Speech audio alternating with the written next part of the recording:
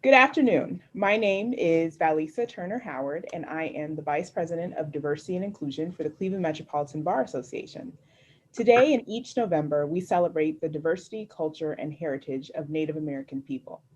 This year, to commemorate Native American Heritage Month, lawyer and CMBA board member Krivosh will lead a brief discussion with Cynthia Connolly, who is a development director for Policy Matters Ohio, a lecturer at Kent State, and an executive board member of the Lake Erie Native American Council.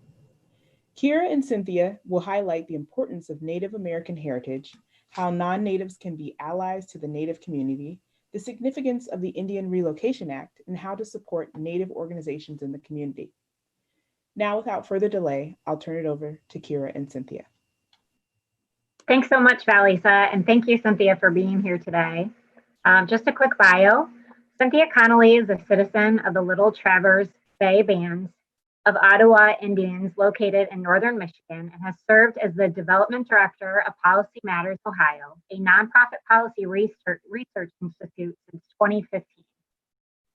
Cynthia also teaches the Native American Studies course at Kent State University's Department of Pan-African Studies. She earned her Master's of Public Administration from Cleveland State University and received a Bachelor's of Arts in American Culture with a focus in Native American Studies from the University of Michigan, Ann Arbor. Cynthia also serves on the board of the Institute of Taxation and Economic Policy in Washington, D.C., is the Vice President of University Settlement in Cleveland's Slavic Village neighborhood, and serves on the executive board of the Lake Erie Native American Council in Cleveland. Welcome, Cynthia. Thank you so much for being here today. Just wanted to go over a few questions with you with regards to, this week, this month. Everybody is talking about Thanksgiving. However, you don't hear very much about Native Heritage Day. So what is Native Heritage Day to you, and how should it be observed by others? So Native American Heritage Month, it's actually a whole month that usually it gets eaten away a little bit due to the holidays, and we had a major election this year. It's a month where we stop and reflect and acknowledge the accomplishments and the contributions of Indigenous people to our world, our community, our nation today. And there's ample opportunities to do that, whether you're viewing this program here or another program elsewhere throughout the state and in the country. There's a lot of national organizations doing amazing events and work, all virtual, of course. But it's meant to really just highlight the contributions of Indigenous people, which I feel like are many and ample and just simply aren't talked about as often as they should be. Thank you. And as we mentioned, Thanksgiving is coming up and can be a very difficult holiday for the Native community. Could you explain why that is? Yeah, this time of year is actually one of the toughest to get through as an Indigenous person. It starts with Halloween, right, where we see a lot of stereotypical portrayals of Native people through costumes and this appropriation of our culture and our outfits and our regalia. And then it segues right into, first is Columbus Day, to be perfectly honest. And that ties in with Thanksgiving too, because they both kind of sit on this myth, this formation of what a lot of people consider a straight up lie of how the country was founded and kind of how Thanksgiving is celebrated. And we see this time and time again where we have these creations of myth to really support American exceptionalism and American greatness, but at the expense of the truth, the true historical events that were at the detriment to Indigenous communities in the United States today. So if you look at the actual event, it's quite horrific if you think of the historical context in which that dinner had taken place. And honestly, it's first and foremost difficult to see that this particular holiday, often in conjunction with Halloween and Columbus Day, are the first time that our children in elementary school are exposed to Indigenous themes in the classroom. Whether it's the Thanksgiving Day play, the story of Columbus, putting on paper bag buckskin and construction paper feathers in the classroom, that is their first exposure to who Native people are. Really playing on this romanticized historical Native trope, instead of talking about Indigenous people as modern, vibrant, culturally rich, diverse communities that we are today. There's 574 federally recognized tribes in the United States. And what an amazing culture to celebrate. But we really get brought down to these very limited standards and tropes, like, construction paper feathers and the story of Thanksgiving. And it's really important that we start pushing for K through 12 education standards to start talking and engaging about Native people as we are today, your neighbors, your coworkers, your classmates. We're very modern, real people, and we're here today. So you mentioned stereotypes, which I think is very prevalent in today's issues for Native people. How can non-Natives be sensitive to those types of issues? And can you discuss how those stereotypes are harmful, and especially harmful to our children? Yeah, so there's a lot of different studies flying around right now that have really gathered a lot of quantitative data on this issue. I mean, these are things that we have been feeling for quite some time, and we have like these amazing studies out right now that are really reinforcing everything that we felt. And one of the things that we found in these studies is that 2/3 of Americans have never met a Native American person. So if you think about how much you learn from each other just by like interacting with each other day to day, how much you learn about people's culture, their language, their families, extended families, we really don't have that opportunity very often to do that with Indigenous people. And instead we have this void of what we actually are as a modern people. And that's filled with these false representations that we see again in Thanksgiving, Columbus Day, Halloween, film and media, and of course, sports mascots, which is relevant here in the city of Cleveland. And that, again, they're presented in very limited ways and often as this romanticized historical Native, not as your modern people. And these studies have shown that lack of understanding of who we are as a modern people directly impacts the person's ability to empathize with our social justice issues. The study found that people were less likely to support our social justice issues when they're filled with these stereotypes and this bias and this narrative of Native people as historical entities. We also found that the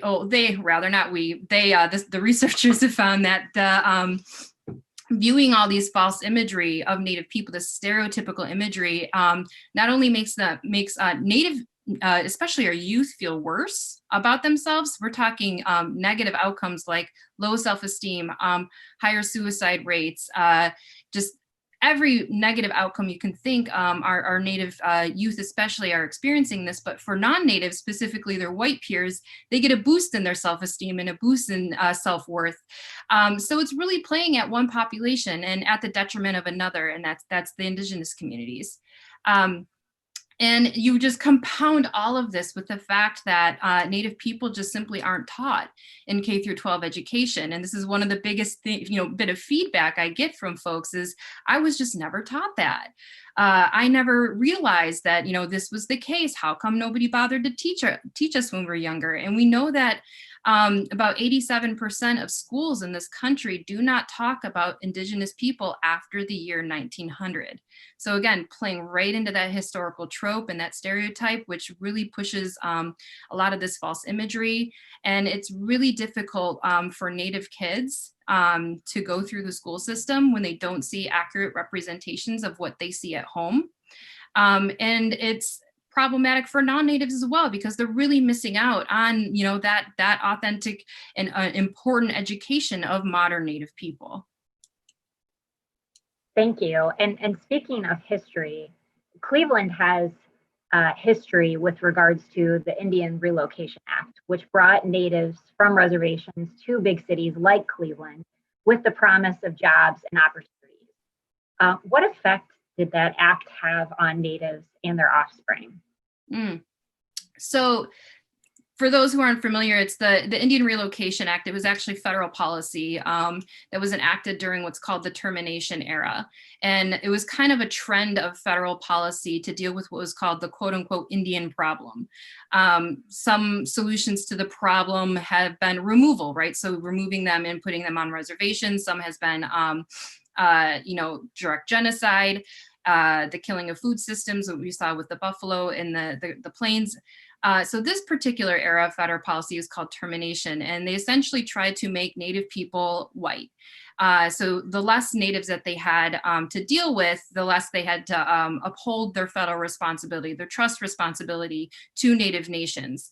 And one of the ways that they did this is they literally bused Native people from reservations to about 8 to 9 select cities across the United States, and Cleveland was one of them.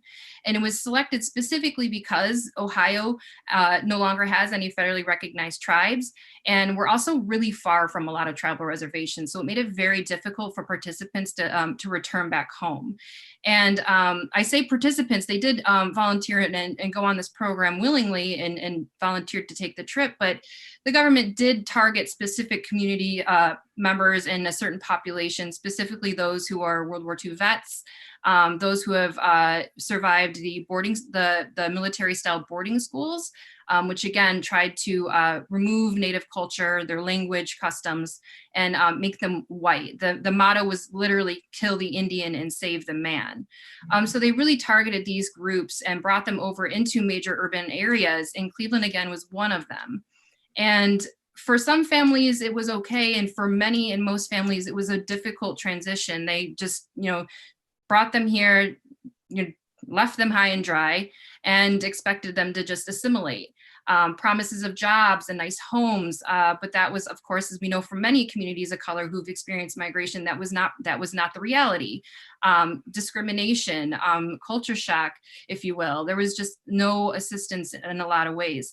On the flip side of this, we had a lot of amazing people come together from different tribal nations and realized, wait, you were dealing with this problem too back home on your res? We are as well. And I think the gravity of the situation of the systemic racism and of the prejudice and of the injustice that Native people have been experiencing really came to a head at that point, just because everyone was now sharing information. And so that's when you see the birth of things like Red Power, the American Indian movement, the takeover of Alcatraz, takeover of the BIA, and a lot of that activism from the 70s, a lot of it was spawned from these urban Indian centers that came together and really just brought back to life the need to fight against these injustices. So today, I think the major issue that we're dealing with right now is a loss of cultural connection with our youth. For some people, like that, it absolutely was effective in assimilating our youth, especially.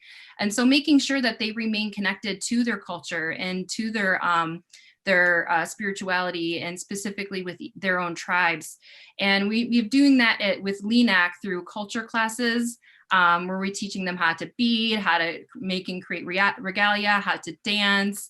It's really important that we assert the sense of well-being and the sense of identity for the youth, because lacking that, we noticed that there's a lot of low self-esteem. There's a lot of hesitant to identify or be proud of their native heritage and their native identity. And so that can lead to negative outcomes if they're having that issue connecting. So really reinforcing them to be proud of who they are. And we've been doing this for several years now. Everything's on hold, unfortunately, due to COVID. We are moving some things virtual, but it's really been great to see a lot of the youth really just blossom when they connect with or reinforce. A lot of them do have the connection, right? But really reinforcing and creating that community where they can truly grow and blossom. And I think that's one of the best things about LENAC is finding other people that you have that bond with, and then also learning as you go and creating those relationships. Mm-hmm.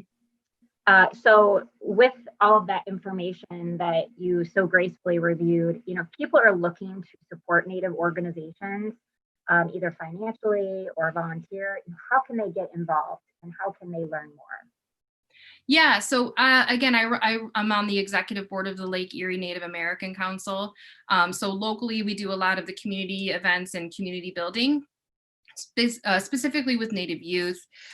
So you can visit us on Facebook, Lake Erie Native American Council, or facebook.com/LENAC Ohio. You can click on Learn More. That will take you to our donate page. When we are a 501c3 nonprofit organization, and we're grateful for any support for the work that we do. Today, a lot of our volunteers and our board are packing harvest dinner boxes, and so we're talking like almost 50 boxes with turkey and sides for our community, because our largest event that we host, our harvest meal, has been canceled due to COVID, and for many this is their dinner. So we wanted to make sure we brought that dinner to them. So that's an example of something that your contribution would support, in addition to, again, our culture classes and making sure that our youth are participating and connecting with their culture. Wonderful. Well, thank you so much for taking the time out to talk about these topics and these issues. And Valissa, thank you for helping host this with the Diversity and Inclusion Committee. I really appreciate this. Native Heritage Month is a very important month, as well as Native Heritage Day, which is coming up this Friday. So I hope that this information has been helpful and maybe provides a little bit more perspective than what you had when you started. So thanks. Thank you so much for having me, Miigwech.